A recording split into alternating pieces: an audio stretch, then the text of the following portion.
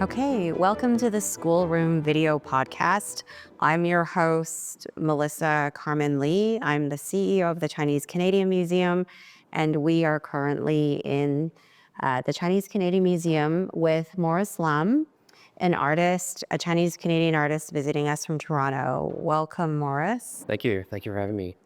Do you want to tell us a little bit about yourself? Yeah, I mean, I'm a photographer and artist, and I've been practicing for about 15 years now.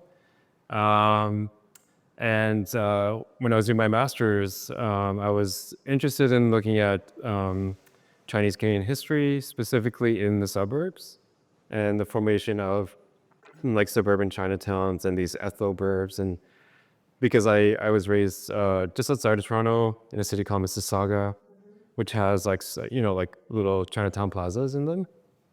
And I was interested in that dynamic of how new immigrants, when they come to the country, they form their own sort of community spaces. And thinking about, like in the burbs, like these plaza spaces acts as a way of facilitating communities through different resources, like, shopping centers, but also at the time when I was growing up, like there was like a little bit of a sort of religious aspect to my upbringing, but also like because growing up in Canada, didn't really have an opportunity to practice Cantonese. Like there was Cantonese classes as well. Do you speak Cantonese? Susu. Susu? Yeah, just a little. And I'm interested in understanding how and why you became an artist and how and when that intersected with your Chinese Canadian identity. Was there a particular point, or was it always at the beginning when you knew you were an artist? Can you talk a little more about that? Yeah, it wasn't at the beginning. I had always had an interest in arts. When I was a kid, my parents put me in a bunch of different types of classes. So karate, basketball, painting, drawing. And I think, I really gravitated towards painting and drawing as my first sort of interest.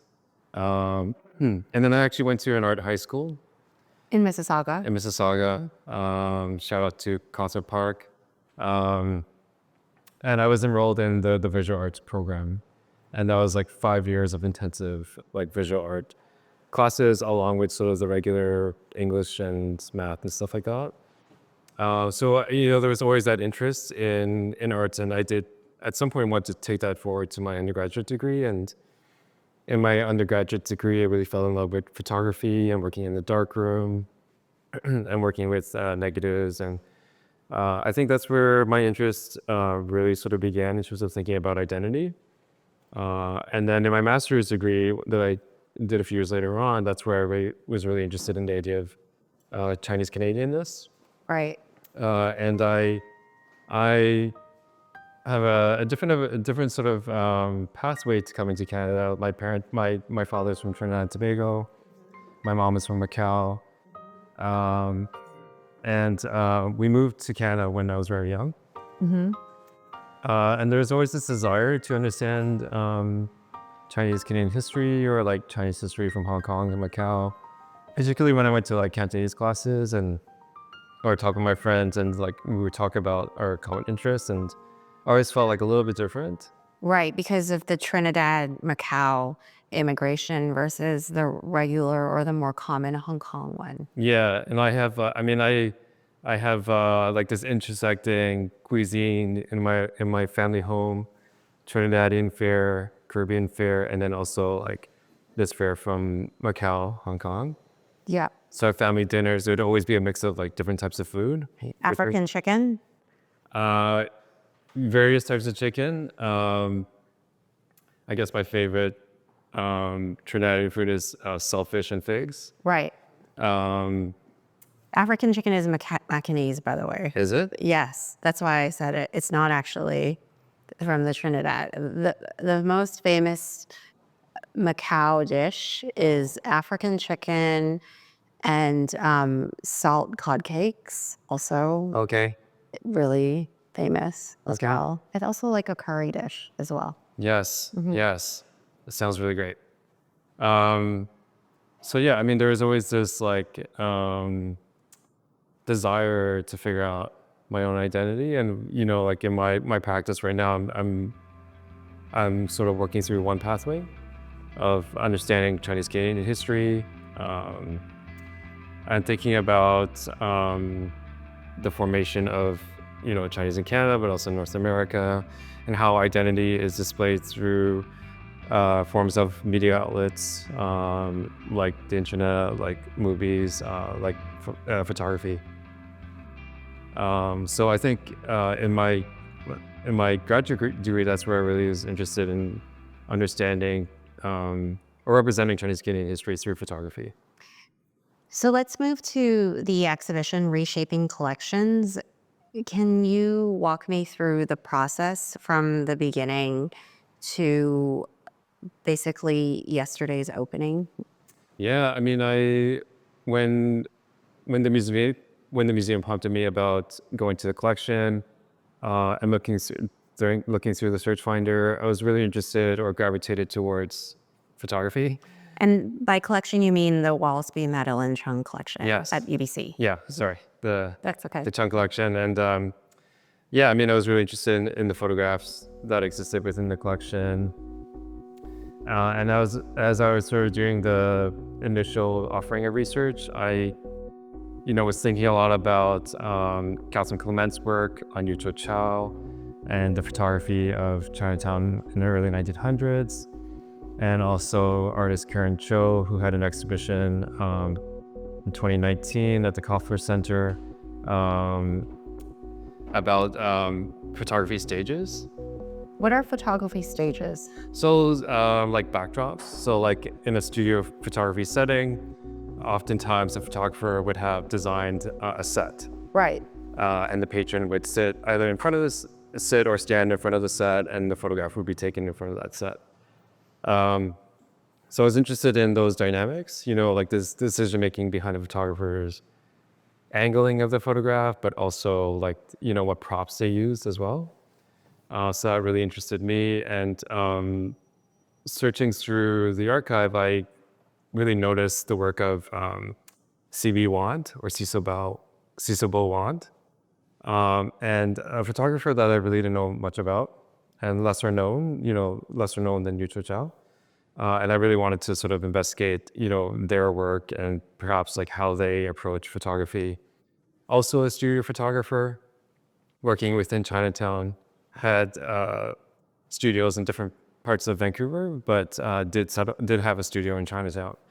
So that was a really important aspect because, there was an availability to have people come in and take photographs. So would you say he was a rival to Yu Chow, do you think, or just a different studio I think at the time? Yeah, I mean, I think just a different studio. I don't know for sure if there was a rivalry, but I mean, I think at the time, like photography, to have like an Asian photographer or Chinese photographer in the city was very rare on its own. Most photographers were more Canadian. So I just appreciate the fact that there were Chinese photographers. The other thing I wanted to ask you is it feels like a nom de plume, Cecil Bo, like not his real name. And when I was looking at your work and I was looking at Cecil Bo Wand, it really reminded me of the famous British photographer Cecil Beaton, Oh. which is also at the same time, like in the 1900s, was also really prolific and photographed the Queen and celebrities. And I wondered whether Cecil Bo knew Cecil Beaton's work and kind of took that name from him because it feels like it's not Chinese as well. So that was something I was thinking about today. Wow, I didn't make that connection, but perhaps. I mean, I definitely think that there could be, some overlap in terms of like choosing your name, and like Cecil's, the character of his name is actually Wong. Right. So I thought that was interesting that, like when coming to Canada, like, like his name got converted to Wand, and choosing Cecil, I think was also a conscious choice too. So perhaps there's that connection there, right? Yeah, Yeah. no, absolutely. And can you tell us more about your favorite part of this whole research to commissioning new work and exhibiting process at Reshaping Collections. Yeah, I mean, my sort of main practice has been sort of working or photographing various architectural spaces within Chinatowns. And in the past, I have been working with archives. So this was a really nice opportunity to work with an archive again. But also to understand, the photographers that came before me, and who were, interested in photographing community, and understanding or figuring out a way of how, we represent community. So looking at Cecil's work really sort of gave me a sense of pride, but also, for me, a distinction of like how perhaps I can potentially work in the future as well. What do you mean by that? I think there was like, if you look at the works in the exhibition right now, there's a pride to the way that Cecil presented and offered the photographs to his guests, right? Like the fact that there's like, if you look closely, many of the photographs have this Cecil Bone Wan seal, and they're also the physical photographs are inserted in this really nicely framed package.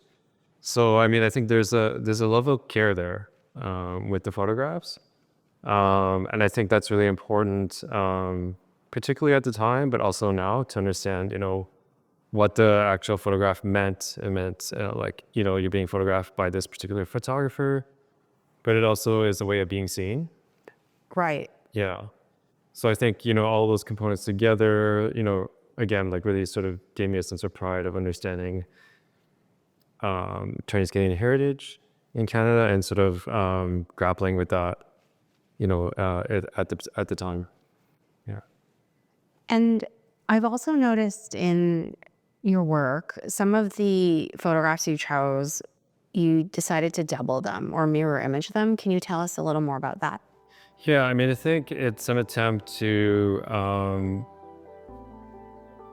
figuratively put my stamp on the work, to sort of there's one specific work that I really appreciate, which is the Chinese wedding photograph, which is center in terms of the organization of the work, and I flipped it. I changed the orientation of the work while also presenting its current orientation. And the reason for that is to open up our understanding or open up the frame. So like allowing the viewer to think about or enter that space, knowing that they are actually a viewer of the work. And it's just a subtle way of saying that, you're not just seeing the photograph, but you're also understanding the way that the photographer has approached this, from the specific framing, from the specific angle, but also to like choices like the stamp. But in that particular photograph, what I found really interesting was that Cecil also included the backdrop in the framing, so you can see like the frame of the backdrop, along with whatever was behind it, and the family that was being photographed. So you're getting a sense of this behind the scenes look of how Cecil was framing the shot. Right. So there's like that sort of meta aspect, and then me flipping it is sort of like, kind of reframing that too. Yeah, that's very metafictional. Yeah. It's really nice. So what I've noticed during this time is even after a day of opening, we've had two community members, one a board member and another just someone that walked in, that have looked at your photographs and have recognized relatives. Yes. They've realized that it's their great uncle or great great uncle, or they recognize the store, or they recognize something in the photograph. Yeah. And I really think about that as to what you say about building community and having that community really held close in photography, because in a way it's bringing in a line to the present day community that finds that history in your photograph. Yeah. Which is rare in Chinese Canadian photographs. Yeah. Yeah. Interesting story about that actually. CB1 has a connection to Yip Sang. Oh, Yeah, tell us more. he married into the family briefly, and so he had a really strong connection with many of the members of the Yip family. So, like a couple of photographs downstairs are members of the Yips. Queenie Yip, prolific soccer player at the time. So in the research, I was able to connect with some of the members from the Yip family, and they connected the dots there, like who this person is, and what the relationship was. Like Queenie was uh, s- um, Queenie was the great grandfather's brother of Linda Yip. Oh, I spoke to right. in the research, and then there's been a really great resource in terms of like understanding the history of the Yip family. Also, Christina Moore as well, speaking about her connection to the family and being a Yip as well. So I definitely feel honored to speak with them and to make that connection between the Yips and their sort of generations afterwards. Which ties us back to this building again, which is where the Yip family lived and which is now the Chinese Canadian Museum. Yeah. Thanks so much, Morris.